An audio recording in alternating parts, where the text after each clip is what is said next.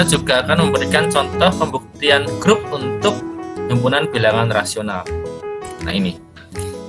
Jadi saya akan mencoba ini memberikan contoh himpunan bilangan rasional dengan dua buah operasi. Karena tadi di awal kita sudah membuktikan operasinya penjumlahan itu biner, pergandaan itu biner. Nah sekarang kalau kita rangkai dengan himpunannya, jadi key plus itu apakah grup, dan key dot, nah key dot itu berarti key dan operasi pergandaan apakah juga grup gitu ya. Nah kita cek di sini. Yang pertama akan kita tunjukkan bahwa key dengan plus merupakan grup abelian. Pak, ini muncul istilah baru lagi, apa maksudnya? Nah kalau grup tadi kan syaratnya sampai ini ya, sampai yang penting asosiatif, netral, dan setiap elemen punya inverse gitu ya. Tapi nanti kalau sifat operasinya itu juga berlaku sifat komutatif, dibolak-balik itu sama, maka dia menjadi grup komutatif gitu ya. Atau yang disebut grup abelian juga boleh. Jadi grup abelian itu berarti grup komutatif. Jadi memenuhi 3 syarat grup tadi ditambah memenuhi sifat komutatif, maka menjadi grup komutatif atau grup abelian. Nah ini saya kasih kuning, kenapa?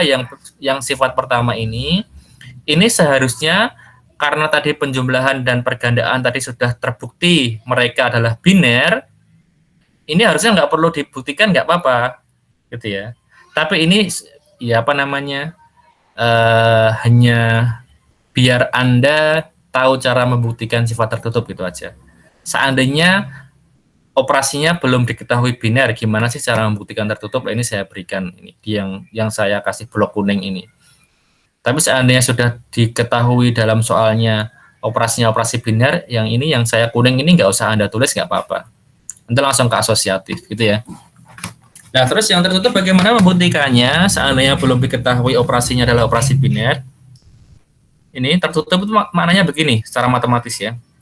Untuk setiap P1 Q1 dan P2 Q2 elemen Q, sorry ini ada indeks D, ini abaikan saja, elemen himpunan bilangan rasional, maka kalau keduanya dijumlahkan hasilnya harus tetap berada di dalam himpunan Q itu gitu ya.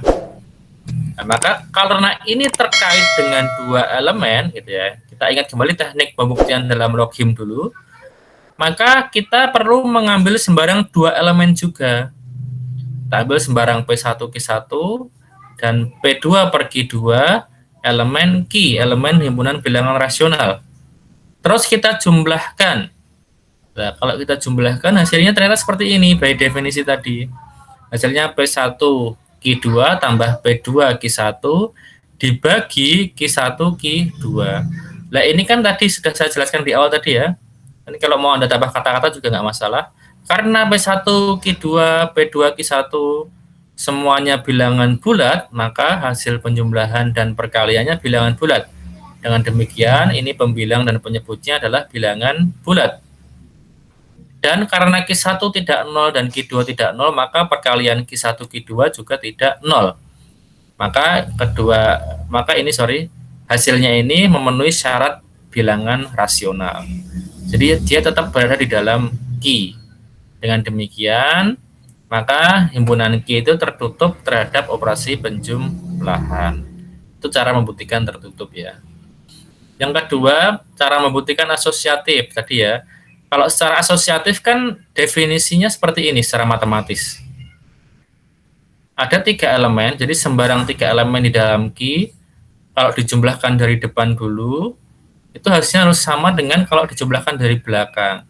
Karena sifat asosiatif ini terkait dengan 3 elemen, maka awal pembuktiannya berarti kita ambil sembarang 3 elemen. Itu tekniknya, yang teknik dasarnya kan seperti itu.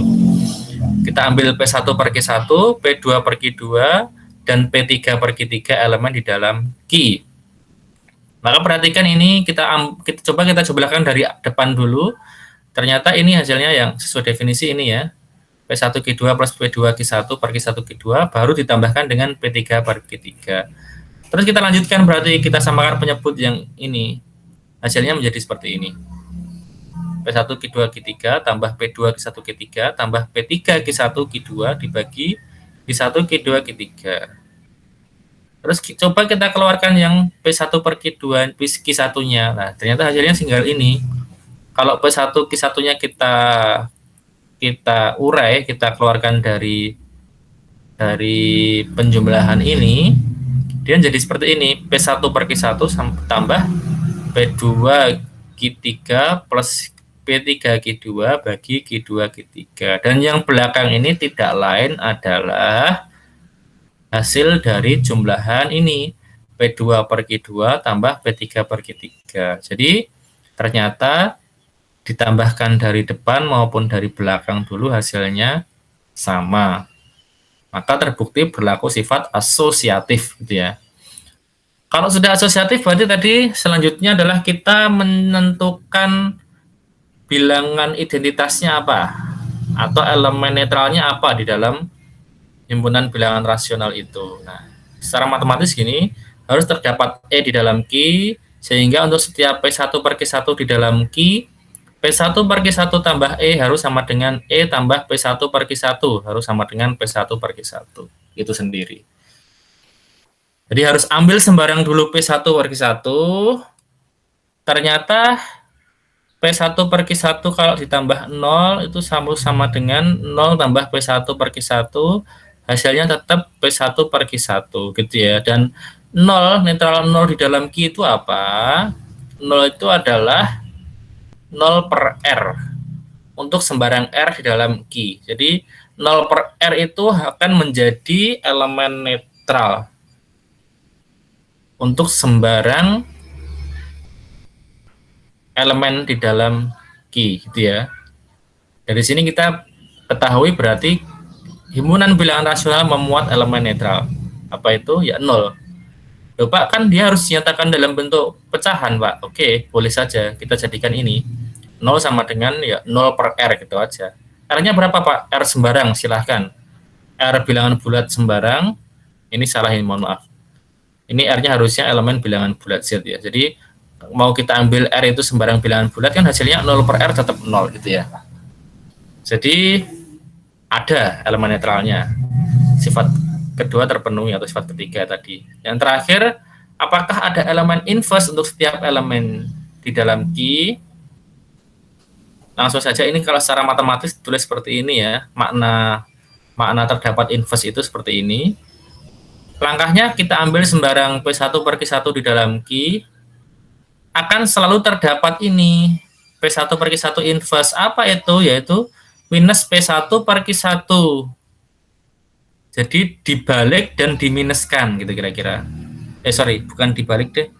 Langsung diminuskan saja. Inverse-nya langsung diminuskan. Jadi P1 per Q1 itu inverse-nya adalah minus P1 per Q1. Kenapa? Kalau ini kita jumlahkan, ini ya, P1 per Q1 ditambah minus P1 per Q1, ternyata hasilnya ini 0 per Q1 Q2. Nah, 0 per Q1 Q2 itu kan 0 itu sendiri. Kembali ke netral. Atau kalau dibalik, minusnya kita taruh depan, inverse-nya yang di depan, sama aja, ternyata hasilnya tetap 0 juga. Ini ya. Jadi, terbukti bahwa setiap elemen di dalam Q punya inverse. Apa itu inverse-nya? Tinggal diminuskan gitu ya. Karena dia inverse terhadap penjumlahan. Nah, sampai di sini sudah terbukti sebenarnya. Cukup kita bisa menyimpulkan, kesimpulannya adalah Q dengan operasi penjumlahan merupakan grup. Nah, karena tadi adalah sekalian dibuktikan komutatifnya seperti ini. Jadi kalau ditambahkan dari depan, P1 Q1 di depan hasilnya seperti ini. Karena ini bilangan bulat, dia boleh dibalik menjadi seperti ini ya. P1 Q1 tambah P1 Q2 itu kira-kira per Q2 Q1, maka menjadi P2 per Q2 plus P1 per Q1. Ini berarti ini komutatif. Kalau 4 syarat tadi ditambah sifat komutatif, maka dia menjadi grup abelian atau grup komutatif. Itu kira-kira. Yang Q dengan operasi perkalian caranya hampir sama, hanya definisi operasi perkaliannya yang berbeda. Ini malah relatif lebih mudah ya, karena definisinya kan nggak terlalu ruwet, hanya yang atas dikalikan, yang bawah dikalikan gitu aja kan. Nah, kalau ini bedanya elemen satuannya atau elemen identitasnya adalah satu, bilangan satu. Loh, Pak, satu kan bukan pecahan ya, kita buat aja satu itu satu per satu gitu ya. Satu persatuan bilangan elemen di dalam bilangan rasional. Maka dia punya elemen satuan. Inverse-nya juga ada. Kalau di sini berarti inverse-nya adalah kebalikannya ya berarti ya. Kalau tadi kalau di penjumlahan itu inverse-nya adalah minusnya, kalau di sini P1 per Q1 inverse-nya adalah Q1 per P1 kebalikannya. Karena kalau dikalikan akan kembali ke 1 gitu ya. Dan perkalian juga berlaku sifat komutatif. Jadi ternyata Q baik dengan operasi penjumlahan maupun dengan operasi perkalian dia akan sama-sama menjadi grup abelian atau grup komutatif.